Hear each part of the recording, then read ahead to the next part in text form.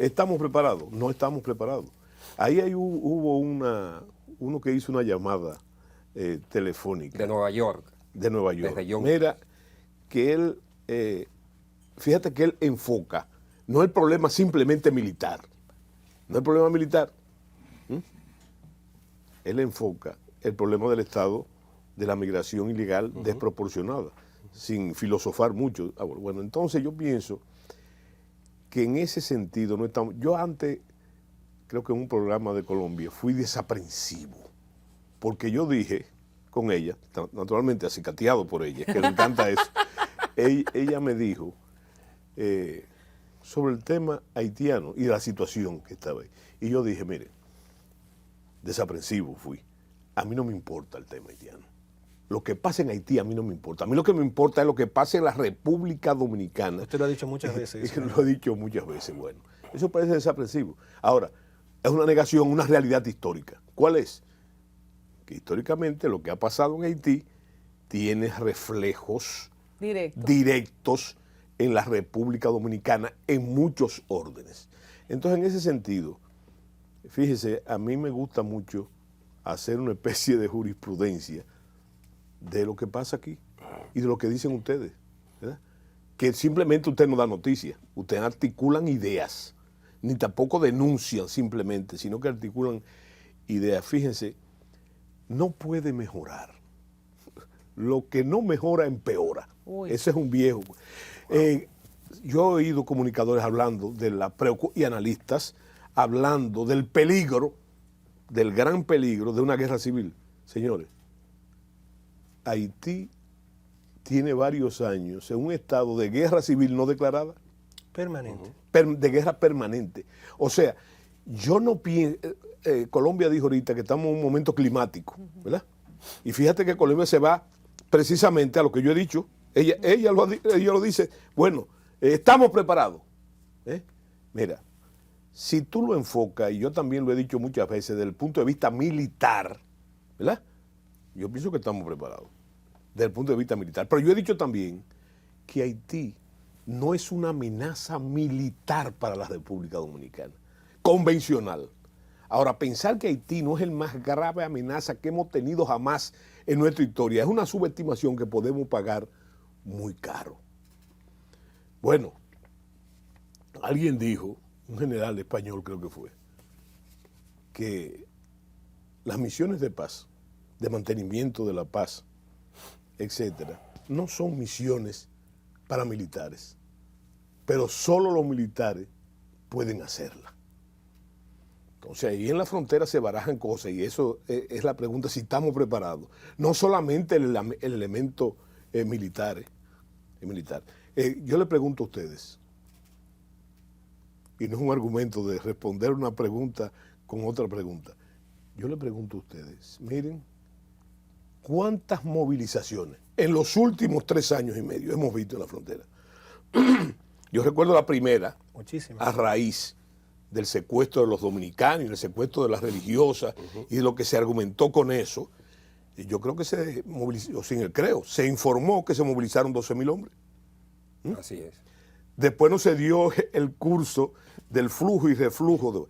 Después entonces vino el tema del canal, a raíz del tema del famoso canal. ¿Qué pasó con el tema del canal? ¿Hubo otra movilización? Una movilización gigante, con una serie de medidas, que faltó en esa medida lo que dijo mi querido amigo allí, que está ahora con el celular, ¿Qué dijo él? Las medidas que tomó el gobierno por el tema del canal fueron todas fallidas. Y me voy a explicar. ¿Las medidas fueron para qué? Para que se parara el canal. Y yo le pregunto a ustedes, ¿se paró el canal? No. Lo va a inaugurar en mayo ahora. Al contrario, pasaron cosas. Me quisieron acabar por eso, pero ahí están los hechos. Ahí están los hechos. ¿Tú no recuerdas al poeta Wilde que decía que la realidad supera la ficción?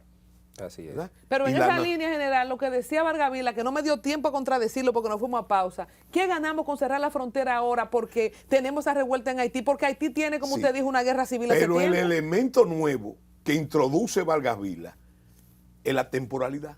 Así es. Que no hubo en la otra. En la otra fue simplemente cerrar todo, aire, mar y tierra, cerrarlo. Un pique. ¿Verdad? faltó entonces los elementos que tú señalaste de la diplomacia.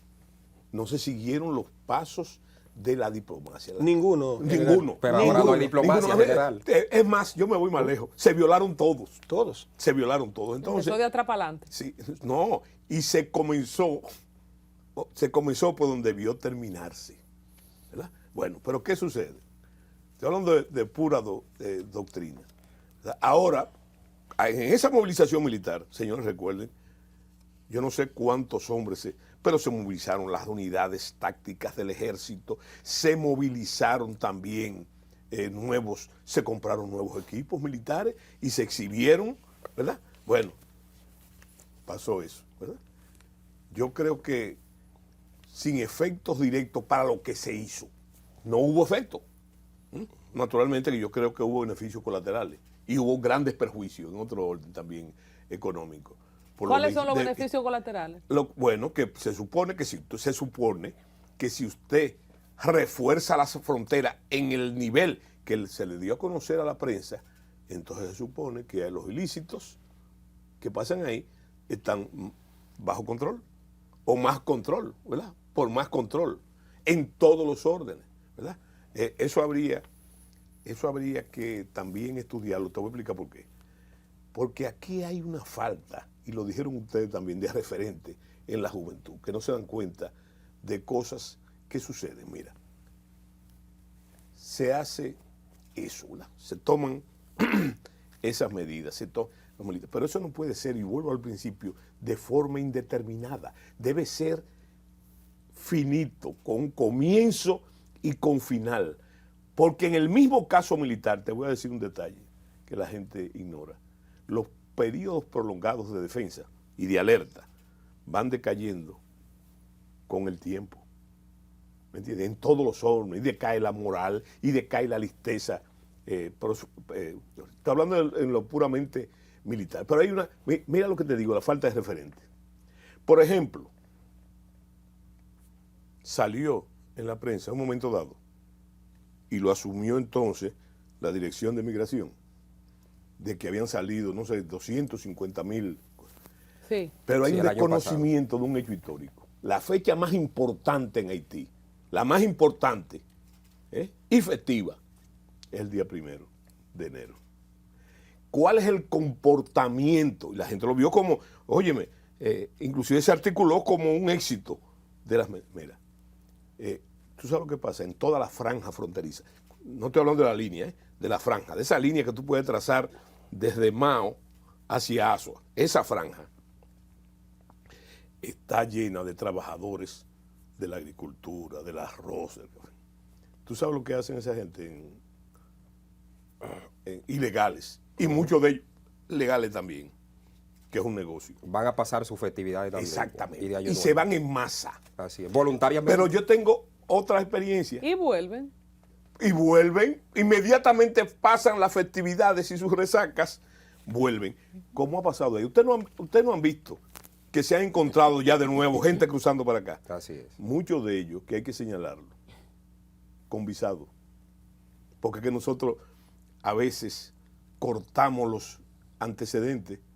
¿Tú sabes lo que pasa? Yo no sé la reglamentación, quizás tú la conoces bien, la reglamentación que dice que cuando tú sales de la frontera, ¿verdad? Y tienes visa, cuando tú retornas, tienes que pagar un impuesto. Un impuesto. En migración. Un impuesto, ¿verdad? En la oficina de migratoria. Correcto. Naturalmente, hay una irregularidad, de hecho, porque el gobierno anunció hace un tiempo que había cerrado los consulados.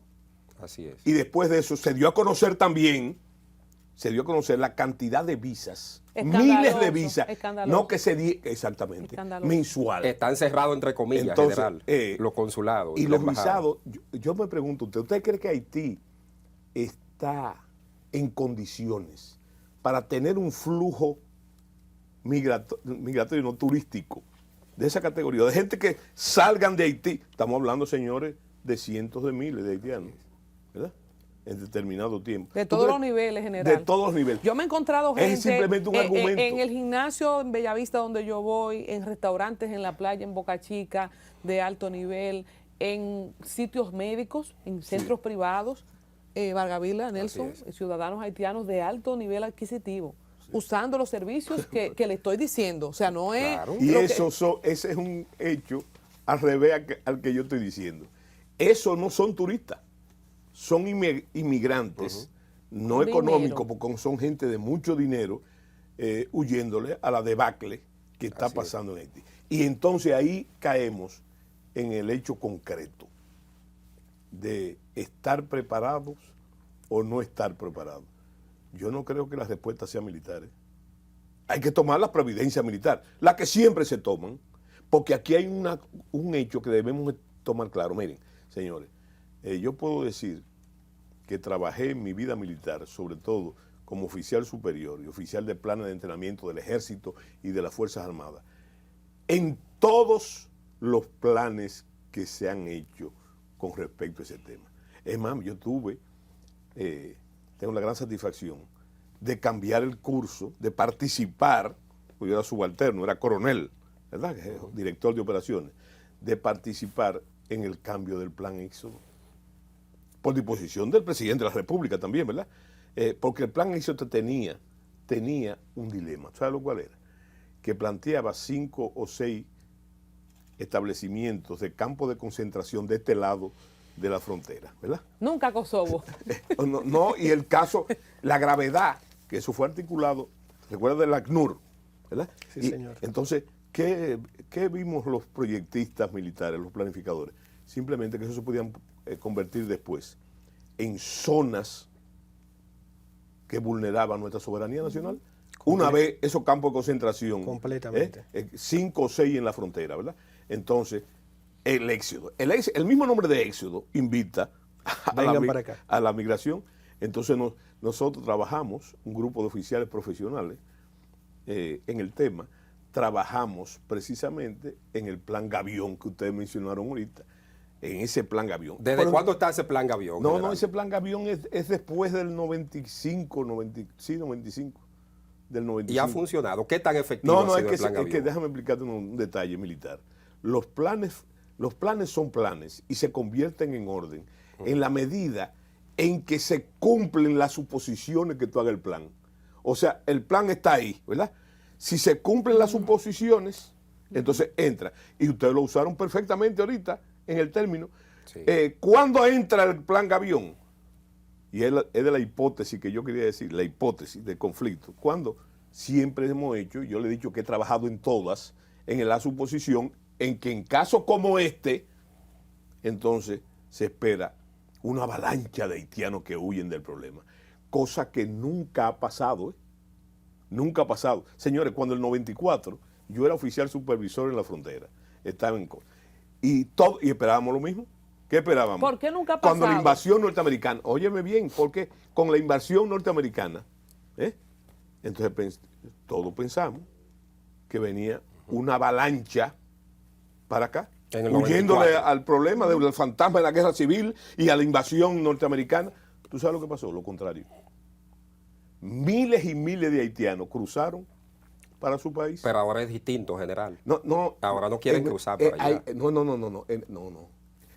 Creo que tú dices que no quieren cruzar. No quieren. No, Los haitianos pero de la diáspora que están aquí no quieren acaban ir. de hacerlo. Acaban de hacerlo. En diciembre. En diciembre, el 1 de enero. ¿Cuál sería? Acaban diciendo, pero la prensa lo articuló. Pero al día de hoy, Ahora, hoy, ahí me hay refiero hoy. una serie de factores. General, usted Sí. tiene la facultad de ser historiador, una especie de sociólogo.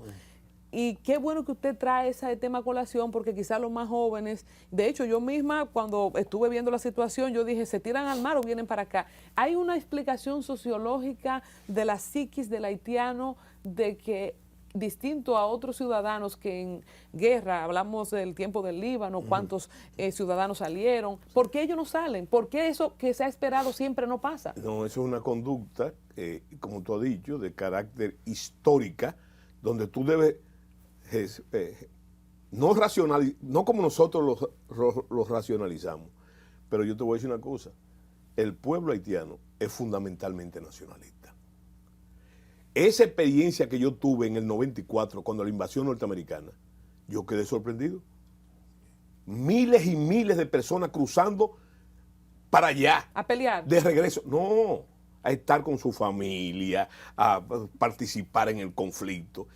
Hay muchos sociólogos y antropólogos dicen que esa es una conducta tribal propia de las tribus, ¿verdad? Por ahí es que va. Sí, bueno, pero mira, fíjate cómo es una conducta tribal. Una conducta, te voy a decir una cosa. Los estrategas y los sociólogos, los politólogos y los diplomáticos hablan de cohesión nacional, de la cohesión nacional, que es lo que mantiene unida, inclusive lo que da lugar al concepto de nación. Pero fíjense un detalle interesante. De eso se deriva lo que los militares llaman la movilidad estratégica.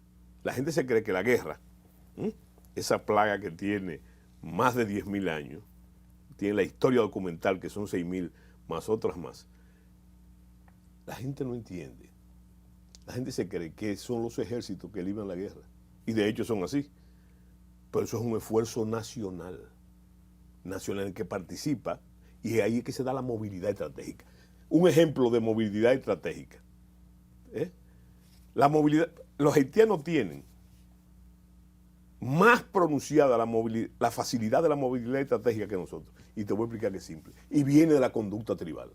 Por ejemplo, ustedes recuerdan, en una época, no, ninguno de los tres lo recuerdan, pero esa es la ventaja de ese viejo. Yo recuerdo perfectamente que se puso de moda, hasta hay un merengue, de que camine, no me empuje. Claro, ¿Tú sabes ¿tú sabes lo que fue eso? Eso fue cuando había fuegos forestales, ¿verdad? Entonces, había que obligar a mano militar a los ciudadanos que fueran a apagar los fuegos donde se producían en la localidad.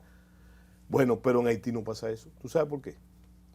Porque en Haití, un mairé, que es una especie de alcalde, coge un fututo, separa en la población, un fututo de caracol, y suena, y convoca a la población entera. Sí. Y va ahí. Eso es un ejemplo de conducta tribal que favorece el concepto de movilidad general estratégica. Cosa que aquí no pasa, ¿eh? Aquí hay que usar la fuerza pública para esos trabajos que ustedes pueden llamar es de rescate. Hago un llamado a un teteo en la zona colonial para que usted vea adelante. Pero el Sí, Ministerio de la pero Juventud, fíjate como las los motivaciones. teteos. Mire, general, Que ahora, excelente. por cierto, ahora se está llamando. Creo que el partido de gobierno está llamando al teteo. A un Teteo seguro. El teteo Ministerio seguro. de la Juventud es Sí. un soberano disparate. Eso Sí. denota que no hay un plan Sí, en el sí, Ministerio sí. de la Juventud para los Sí. jóvenes. Eso es lamentable. Pero bueno, siguiendo el tema de Haití, de la frontera y de las medidas que estamos adoptando, usted hablaba de una posible baja de la moral y la listeza de los soldados que están en la frontera. Hemos presentado aquí en esta mañana, en primicia y exclusiva, imágenes que hemos recibido de nuestras fuentes fronterizas. Saludos para nuestro colega periodista Javier Genao, allá en Dajabón, que el CESFRON y el ejército han colocado barricadas o una especie de trincheras. Sí. Usted como un hombre de experiencia, de armas, ¿cómo ve usted esto? Estas son medidas importantes. ¿Y cómo está la moral de los soldados en la frontera al día de hoy, de acuerdo a su experiencia? No. Fíjate lo que yo dije. Yo dije que los periodos prolongados de defensa y de alerta comienzan a tener efecto en la moral. Ahora, lo que ellos están haciendo, eso, más que, aunque está explotado, ¿verdad? Una especie de una guerra psicológica, ¿verdad? Y además también está explotado, y excusan que meta la cuña en este tema, políticamente. Políticamente, electoralmente, es conveniente. Ahora, yo le voy a decir, es parte de la doctrina militar. Hay una cosa que se llama en el sistema de ejército que se llama la ingeniería. La ingeniería no es esa que se usa aquí de que pase casa de los jefes, casa, no. La ingeniería tiene 3 misiones: movilidad, contramovilidad y supervivencia. ¿Qué es lo que están haciendo los soldados? Estoy hablando en la doctrina militar. Sí. Si se espera una avalancha, como yo dije ya que es la hipótesis de todos los planes, entonces se están haciendo barreras, trincheras, y eso, ¿para qué? Para una de las misiones de la ingeniería, que es la contramovilidad. Okay. O sea, no es lo mismo que tú no hagas esas obras, ¿verdad? Cuando tú hablas de trincheras, de una vez, culturalmente tú hablas de tiro, de guerra, de Primera Guerra Mundial, de Segunda. No. Son elementos de contramovilidad. En otras palabras dominicanas, ponérsela difícil, ¿verdad? A la eventualidad de esa gente que está. General, quería hacerle primero llevarlo a la historia que a usted tanto le gusta, para luego pedirle su comentario. Sí. Cuando el general Augusto Pinochet hace el golpe militar el 11 de septiembre de 1973 al gobierno de Salvador Allende. Sí. Poco tiempo después, frente al pragmatismo del momento, había que tomar decisiones y una de ellas era ordenar económicamente el país. Nombra a Hernán Sommerby y a Hernán Vigi, dos economistas de la Universidad de Chicago, que diseñen políticas que puedan sacar a Chile del lugar. Ahí está la historia, lo hizo en forma exitosa y convierte a Chile en el jaguar de América Latina. Una cosa que tuvo totalmente el gobierno de Pinochet fue la selección perfecta de funcionarios X para determinados proyectos. Eso nadie se lo discute. Incluso la Concertación, que estuvo 30 años en el poder, cuando un periodista le pregunta a José Piñera, el creador de la imitadora de fondos de pensiones, que por qué la AFP no había servido. José Piñera dijo, ustedes tuvieron 30 años en el poder. Si hubiese sido tan malo lo que nosotros hicimos, ¿por qué no lo han cambiado? Por ejemplo, ayer Colombia hablaba del tema de las políticas neoliberales. La Concertación estuvo 30 años para poder cambiar lo que hizo Pinochet en su momento. Ahora vamos a República Dominicana. No hemos logrado, por más que denunciemos la mediocridad, la ineficiencia de un ministro, que el presidente sea capaz de hacer una reflexión y decir, quizás es cierto que el ministro de Educación debería yo despedirlo. No tenemos, lamentablemente, en República Dominicana tampoco ninguna figura legal que el Congreso pueda llamar a un ministro, hacer algún tipo de acusación constitucional y presionar al presidente de turno para que lo destituya.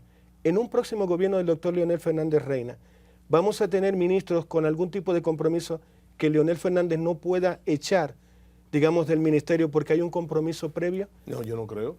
Yo creo que no, esos compromisos previos no es que no existen, es que no deben existir. Compromiso previo de gente intocable.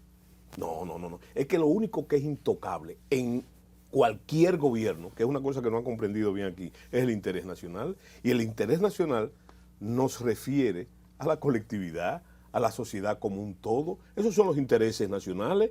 La diplomacia actúa en base a ¿qué? A los intereses nacionales. Las políticas de Estado tienen como norte precisamente eso. Y fíjate, tú mencionaste un detalle, ¿verdad? Interesante. Tú mencionaste al general Pinochet. El general Pinochet es todo lo que se ha dicho, ¿verdad? De un lado y del otro. Pero el general Pinochet, la gente no sabe, y tiene libros escritos al respecto, que era un profesor de geopolítica. Y entonces, ¿cuál es? Déjame decirte, por la mención que hiciste, a mí me tocó viajar a Chile. Yo he viajado a Chile varias veces, pero como militar. Y en uno de esos viajes me tocó, y él ya no era presidente. El general Pinochet era comandante del ejército todavía. Ya había sido en el gobierno de Patricio Aylwin. Exactamente, ¿verdad? Entonces, me tocó conversar, a varios dominicanos que fuimos, 3, nos tocó conversar con el general Pinochet. ¿Y tú sabes cuál fue la primera preocupación del general Pinochet? Me pregunta, que me hizo personalmente a mí, y estaban los demás oficiales. ¿Tú sabes qué? El tema haitiano, como geopolítico. Me dijo a mí, ustedes tienen un grave problema que aquí en Sudamérica es inaudito. No puede. Y entonces comenzó él a hablarme de lo que él sabía, y había como geopolítico de Haití, y me dijo eso a mí. Y estratega militar, además. No, y profesor de geopolítica. ¿Y le dio algún y de tips? estrategia. ¿Algún tips? Oh, pero claro, pero fíjate, todo el mundo pensará que el tema es racista. No, el general Pinochet lo que enfocó fue el problema geopolítico de una isla pequeña, compartida por 2 estados, ¿verdad? Con culturas diametralmente diferentes y con maneras de ver la vida diferentes. ¿Y cómo se traduce eso en amenaza? Para nosotros los dominicanos, ¿cómo se traduce en eso, en amenaza? Entonces fíjate que la referencia que tú haces, ¿verdad?, es la real. Ahora, fíjate, en Sudamérica hay una visión, inclusive en el militarismo, totalmente diferente a la que nosotros hemos ejercido. Nos alcanzan los reflejos. El militarismo suramericano, por ejemplo, es totalmente diferente al militarismo de nosotros, porque aquí, más que militarismo, lo que hay una afición de todos los dominicanos, inclusive los que son enemigos de las Fuerzas Armadas, entre comillas, ¿verdad? Esto es un pueblo que se puede ser que es militarista. No autoritarista, sino militarista. A todo el mundo, desde inclusive, no importa la clase social, le gusta tener una vinculación con las Fuerzas Armadas. Bueno, pero el presidente de la República, de una manera también electorera, acaba de decir que con unas Fuerzas Armadas fuertes y una policía fuerte, tenemos una nación fuerte, ¿verdad? Pero si tú estudias sociológicamente el dominicano, todo el mundo quiere tener un primo guardia, una tarjetica, una pistola, un revólver. Eso es un Ha bajado la tarjeta de los pero, generales. pero general, yo te reitero aquí que lo que dije presentaban una antes. vez y causó una gran expresión cuando yo era, creo que era primer teniente, ¿verdad? En un artículo en la revista de las Fuerzas Armadas. Yo dije que las Fuerzas Armadas nunca, dominicanas, nunca han tenido vocación de poder, como en Sudamérica. General, Nunca han tenido. con su anuencia, vamos a ir a una pausa que debemos el compromiso. Saludo, hay cerca de 1000 personas conectadas con nosotros en YouTube, mucha gente que le ha mandado mensajes, esas mujeres que como siempre usted sabe que están enamoradas de usted, que lo admiran, gente que lo está criticando porque usted se pasó con Leonel Fernández, que qué lástima que tan buen general agarrado de Leonel Fernández y Félix Bautista. Bueno, cantidad de gente, les debo los otros mensajes. Esa es la democracia. Gracias a todos.